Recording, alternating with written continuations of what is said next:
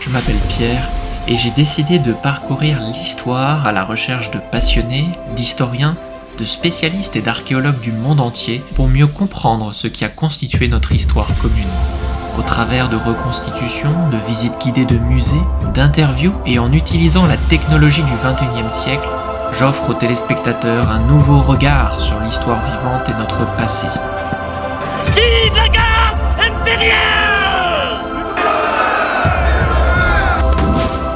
Bienvenue dans les capsules de l'histoire.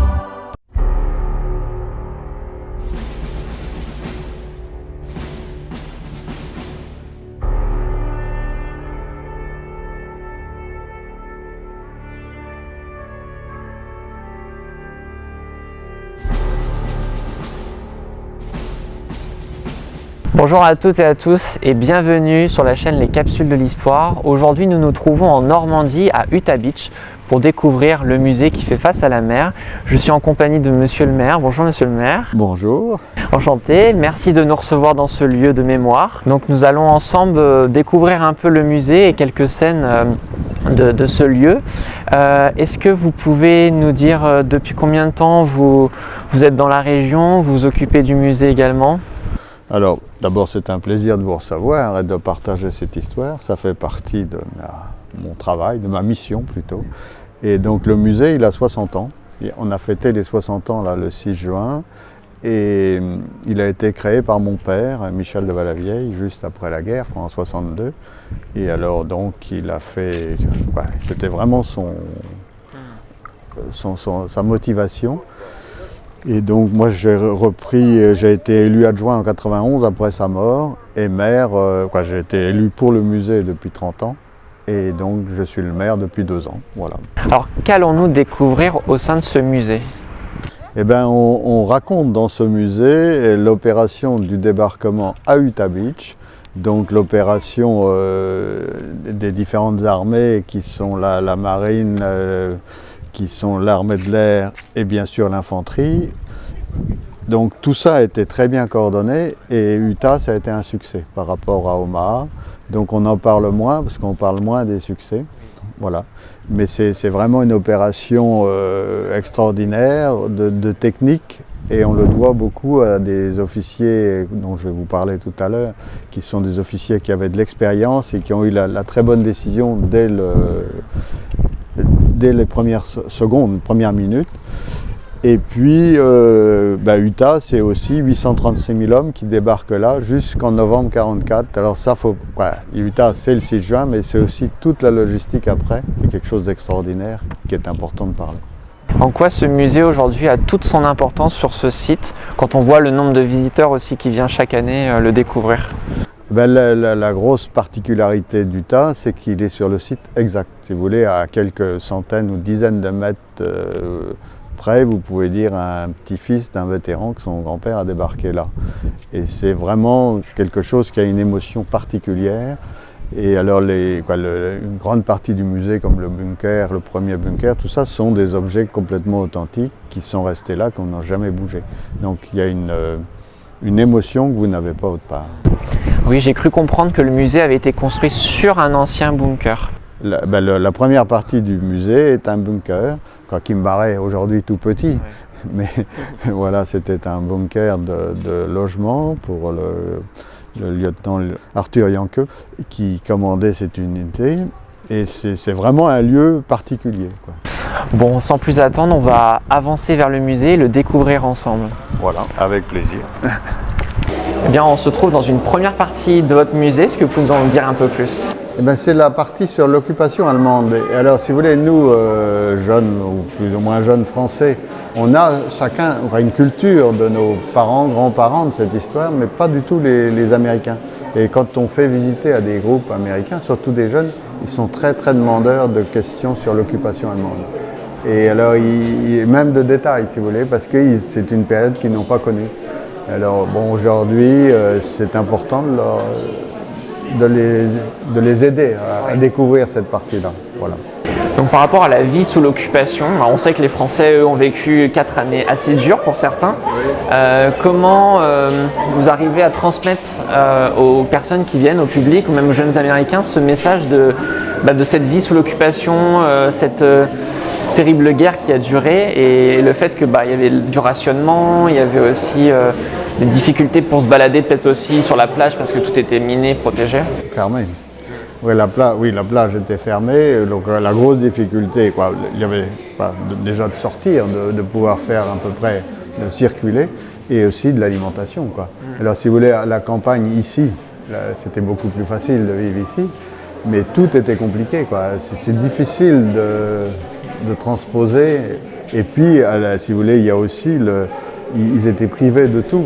Et quand le débarquement arrive le 6 juin, si vous voulez, en quelques heures, on change de siècle. Alors il faut essayer de parler de tout ça pour faire quelque chose d'intéressant. Et puis là, par exemple, vous avez une photo de la pompe dans le village de Sainte-Marie-du-Mont. Et à la fin du musée, vous avez la même pompe avec les Américains le 7 juin. Voilà, je fais ce petit clin d'œil, si vous voulez, pour que les visiteurs se rendent compte, quoi, que même d'aller chercher de l'eau était quelque chose de compliqué. Alors peut-être qu'on peut parler un peu de l'opération, comment elle a été préparée. Là, si vous voulez, dans le musée, on parle à cette partie-là de l'ensemble de l'opération. Voilà. Et après, on ne parle plus que d'Utah. Donc la difficulté d'Utah était de ne pas passer assez loin de Cherbourg, qui était très défendu, de passer à travers les champs de mines. Et donc Utah, on explique aussi que les parachutistes sont venus d'ouest vers l'est, qui explique une partie de leur dispersion. Utah et Seward sont décidés qu'en décembre 1943, donc Utah c'est pour aller vers Cherbourg, et Seward c'est pour couper toute contre-attaque. Voilà. Et alors, il faut avoir cette idée-là pour avoir une vue d'ensemble, et ensuite on ne parle plus que de Utah, voilà, dans notre musée. Mais si vous voulez, quelqu'un qui n'a pas été dans d'autres sites, il faut quand même qu'il ait une vue d'ensemble de l'opération. Donc là, vous voyez, c'est la façon dont les navires se sont posés le long de la côte pour tirer sur la côte et protéger le chenal qui était fait pour les péniches. D'accord. Donc, alors les péniches ont été un peu décalées de ce qui était prévu plus au sud, parce que les courants et les premières péniches ont sauté sur des mines. Donc la difficulté, mais c'est aussi une chance parce que ça les a écartés de Crisbeck, oui, des batteries fortes. Et puis alors ce qui est important de réaliser, c'est qu'on parle souvent de la première vague, donc 600 hommes, mais toutes les 20 minutes arrive une vague, si vous voulez, ce qui permet les 23 000 hommes de débarquer le 6 juin. Et ça, si vous voulez, au point de vue technique et organisation, c'est exceptionnel. Exceptionnel. Et on le doit en particulier à l'amiral Moon, qui était un officier qui avait déjà fait des débarquements réussis en Afrique et dans le Pacifique. Au début de la guerre, les Américains n'ont pas de flotte, donc ils fabriquent une flotte adaptée pour le Pacifique. C'est une flotte à fond plat dont il y a des maquettes ici, si vous voulez, qui permet à la marée de se poser et de repartir la marée d'après. Contrairement aux Britanniques qui avaient besoin absolument d'un port urgemment. Enfin, voilà. Alors ici on se trouve devant un véhicule amphibie. Un alligator. Et pourtant on le voit souvent dans le Pacifique. Est-ce qu'il aurait eu un rôle ici à Utah? Alors il a été utilisé, mais j'ai été pris à partie souvent avec ça, donc je sais y répondre. L'alligator a été utilisé ici, vous voyez des photos, des images, comme engin expérimental, si vous voulez. Il a servi dans le Pacifique, il a servi à traverser le Rhin, mais ici, il n'a servi qu'à titre expérimental. Alors, il y a différents modèles, et celui-là était assez vulnérable parce que les hommes devaient sortir sur le côté. Et quand ils sautent sur le côté, ils risquent de se faire tuer. Voilà. Alors, il y en a d'autres avec des portes à l'arrière, etc. Oui, c'est vrai. Voilà. Donc, il y en avait deux qui étaient à l'extérieur du musée. Avec les deux, on en a refait un. Et ça a été la base de notre projet de 2011. Si vous voulez, après avoir mis 60 000 € là-dedans, on n'avait plus du tout envie de le laisser dehors et que tout le monde monte dessus et l'abîme. Voilà. En 2007, il y a des Américains qui viennent ici peut-être un peu par hasard et qui découvrent qu'on parle de leur père, alors qu'eux n'en parlaient jamais. Et donc leur père était pilote et c'est le chef d'escadrille du dernier groupe qui a bombardé Utah à 6h24 minutes et 30 secondes. Donc c'était des pilotes chevronnés qui avaient une mission très particulière. Il y avait 276 bombardiers et qui ont permis le succès d'Utah. Parce que si vous voulez, à ces quelques secondes près ou minutes près, les barges arrivaient. Et ce bombardement très précis a anéanti le reste de défense allemande. Voilà. Et alors donc ils ont découvert la photo de leur père et le plan de vol. Voilà, vous voyez. Et alors l'intérêt, c'est qu'ils prennent Utah en parallèle de la côte, contrairement au Mara, ce qui permet ce succès. Et du coup, est-ce que ça a eu des impacts sur les blocos bunkers de la plage, ces bombardements? C'est des bombes, si vous voulez, qui explosaient en arrivant au sol, si vous voulez, pour ne pas faire de cratères. Mais alors les Allemands qui étaient là, s'ils ne se sont pas fait tuer, étaient complètement anéantis, si vous voulez, complètement déboussolés, voilà. assourdis. Voilà. Et on a retrouvé 2 de ces bombes en faisant les travaux à différentes époques ici à Utah. Voilà. Et alors donc, c'est les frères Dewhurst, leur père est mort en 1948, un avait 2 ans, l'autre 6 mois, donc ils n'ont pas connu leur père. Et leur mère s'est remariée, etc. Et alors ils ont été complètement bouleversés de cette histoire et ils ont proposé leur aide. Et c'est comme ça qu'on a recruté un architecte pour faire ce projet et ils nous ont aidés financièrement d'une façon exceptionnelle, avec plusieurs millions d'euros, ce qui fait qu'aujourd'hui le musée, nous leur devons énormément, beaucoup. Et alors donc ils voulaient aussi avoir une réplique de l'avion de leur père. Donc faire une réplique coûtait très cher. Donc ils ont fait un contrat avec le musée du Bourget à Paris, qui nous a prêté cet avion, qui a été remis aux couleurs de l'avion de leur père. Et c'est une pièce exceptionnelle.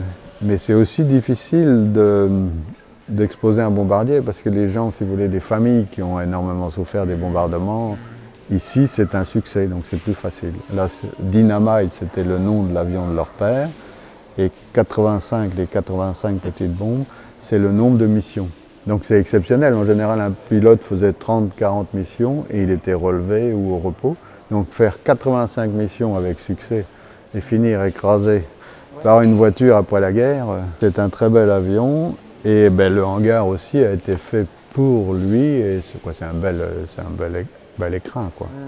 Il y avait combien de personnes à peu près? Il y avait 7 personnes. Voilà. Donc il y avait un copilote, un navigateur et puis des mitrailleurs. Voilà. Mais il fallait quand même avoir un sacré cran pour aller là-dedans parce que je vous assure que c'est serré, c'est quand même un confort très relatif.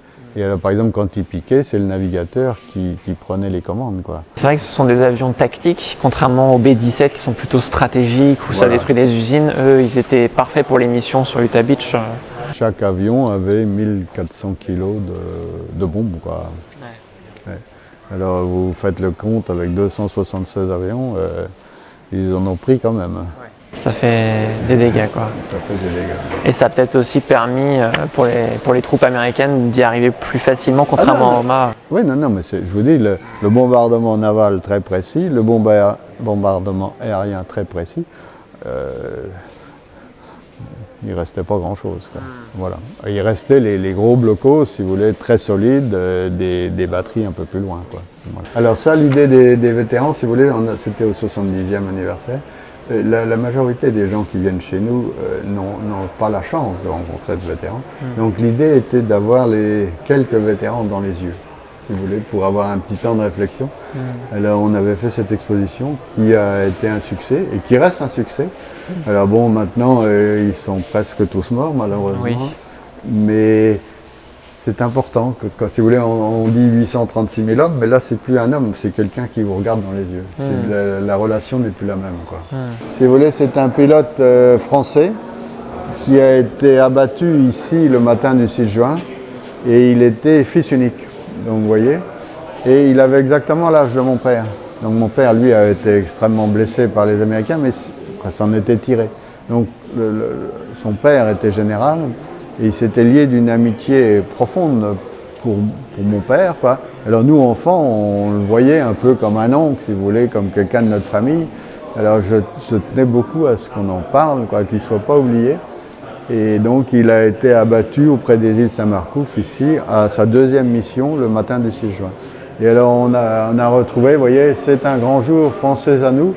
Je vous remercie pour l'éducation que vous m'avez donnée. Je ne regrette rien. Après la victoire, ne m'oubliez pas. Et donc c'est ce qu'on essaye de faire, voilà. Alors donc, fils unique, pas de descendance, quoi. Voilà. Et ce monsieur, là, son père, le général, malgré tout, était quelqu'un, si vous voulez, de gai. C'était pas le monsieur qui venait pleurer avec nous enfants. Il était quelqu'un vraiment d'agréable. Ouais, malgré tout ça. Alors Antoine de Saint-Exupéry n'a jamais mis les pieds à Utah Beach, mais sa lettre d'avril 1943, où ils expliquent leur mission, est une belle lettre. Et si vous voulez, quand on a quelques difficultés avec nos amis américains, moi j'en ai pas, mais politique, etc., c'est important de lire ça et de se remettre dans le contexte. Voilà. Donc nous voici devant une véritable barge qui a servi lors du débarquement. Est-ce que vous pouvez en dire un peu plus, sa capacité de transport Ben, si vous voulez, les navires de transport étaient au large, pas au large, étaient au niveau des îles Saint-Marcouf, à peu près à 15 km en mer. Donc les hommes descendaient dans ces barges et ils se regroupaient par 20 barges. Donc pendant que certains descendaient, les autres étaient déjà dedans. Et ils tournaient en rond et après ils partaient vers leur destinée, dit-on. Mais c'est vraiment le terme. Alors c'est un engin, juste la porte est en métal. Le reste, c'est du bois, du contreplaqué, c'était jetable. Hein. Donc il y avait 36 hommes, 4 qui étaient les conducteurs et 32 qui étaient des passagers, quoi. Mais alors ils étaient ballottés là-dedans, le mal de mer, la mauvaise odeur, quoi, et puis la peur au ventre, quoi. Faut appeler les choses par leur nom, quoi. Mais c'est vraiment l'engin symbolique du débarquement. Et quoi, vous voyez en train de descendre des grands navires avec des cornes pour aller dans la barge sans déjà vous faire prendre sur le côté. Et savoir qu'on va peut-être mourir 2 minutes après. 2 minutes après, voilà. Alors il y en a quand même bon, il y a eu assez peu de dégâts ici à Utah parce que tout avait été bien préparé, mais il y en a qui ont pas été loin. Hein. Et alors là, dans cette partie-là, il y a une explication sur le 70e bataillon de chars. Donc c'est les chars amphibies. Donc, voilà, alors ça c'est pareil, hein. Je ne sais pas si vous imaginez en train de faire de la navigation dans un char de 35 tonnes. Ouais. Alors donc à Utah, 32 chars sont lâchés plus au sud. C'est l'amiral Moon et le général Collins qui les font mettre près de la côte. Plus près, donc 27 arrivent. Omaha, 32, 4 arrivent. Non, mais ça au point de vue technique, etc. Et Arthur Janke, ils arrivent entre 8 et 10 minutes après leur hache, a bien vu qu'il avait perdu. Quand, en voyant arriver 27 chars, il n'avait plus aucune chance. Et d'autant plus que ces petits Goliath, petits chars allemands filéo-guidés, ne marchaient plus à cause des bombardements. Et puis alors là, derrière vous, vous avez une vitrine qui est, ce que je vous ai déjà dit tout à l'heure, c'est on change d'époque, si vous voulez, entre l'occupation allemande où les gens n'ont rien et les Américains qui arrivent avec des produits qui sont aujourd'hui classiques, mais alors il y a le Coca-Cola, il y a ce qu'il faut pour se raser, il y a le Nescafé, il y a la pénicilline, mais il y a vraiment tout, quoi, qui sont des choses qui nous paraissent une base aujourd'hui évidente, mais cette vitrine est beaucoup regardée, quoi. Donc ça, 90e et 4e division, c'est nos divisions de cœur quelque part, parce que c'est eux qui ont débarqué dès les premières heures. Donc 90e, ils vont jusqu'à Pilsen en Tchécoslovaquie, ils font toute la guerre. Et la 4e, ils vont jusqu'à Berchtesgaden. Voilà. Alors 4e, ils sont à Paris, etc. Et c'est vraiment des unités qui ont beaucoup donné, avec des hommes qui n'étaient pas forcément préparé et entraîné suffisamment. Et puis au milieu, là, vous avez une explication sur les Côtes Toker. Donc c'est 14 hommes indiens qui étaient des éclaireurs de la 4e division. Et là, ce qui est extraordinaire, c'est que ces 14 hommes reviennent. Aucun n'est mort. Et alors les Allemands, on avait une trouille bleue parce que c'était impossible de décoder leur langage. Et alors nous avons eu pour le 70e et le 75e une cérémonie avec leurs descendants, ici, avec leur rythme religieux qui n'ont rien à voir avec les nôtres. Et c'est quelque chose de très troublant, unique, voilà. Mais alors c'est quand même des gens qui sont au bas de la société américaine, mais qui continuent à défendre les terres américaines, qui ont fait l'Irak, l'Iran, quoi, toutes les merdes de partout, ils y sont. Mais c'est vraiment des gens attachants. Hein. Ouais. Et eux, ils avaient pour mission de repérer... D'aller en éclaireur, si vous voulez, devant les lignes pour repérer les endroits. Pas peur de la mort. Non, mais vous voyez, 14, ils ont survécu. Et alors là, vous avez ce petit drapeau. Quand vous étiez une mère de famille américaine, on vous donnait ce petit drapeau et une étoile par fils. Et là, en l'occurrence, les 2 fils sont venus. Là, si un mourait, on mettait un petit ruban noir. Voilà.